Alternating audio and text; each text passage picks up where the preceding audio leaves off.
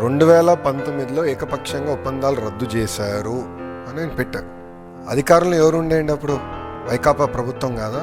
ఆయన తెలియదా ఇట్లా ఒప్పందాలు రద్దు చేస్తే ఇబ్బంది పడతామని?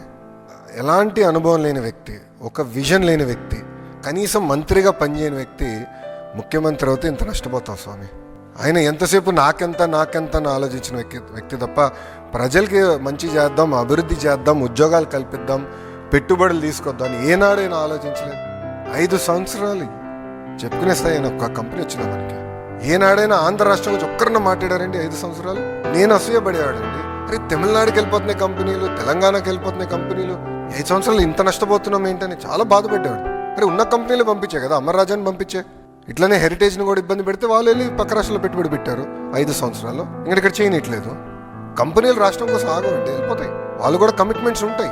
చంద్రబాబు నాయుడు గారు వెళ్ళి చాలా స్పష్టంగా మేము మీతో ఉన్నాం, కలిసికట్టుగా పనిచేద్దాం, ఒక అద్భుతమైన రోడ్ మ్యాప్ ఏర్పాటు చేసుకుందాం, ఫ్రేమ్వర్క్ పెట్టుకుందాం, ఆ ఫ్రేమ్వర్క్కి కొంచెం చట్టబద్ధత కూడా కల్పిద్దాం, కలిసికట్టుగా పనిచేద్దాం, మళ్ళీ ఆగిపోయిన అభివృద్ధిని ముందరికి తీసుకెళ్దాం చాలా స్పష్టంగా డిస్కస్ చేశారు.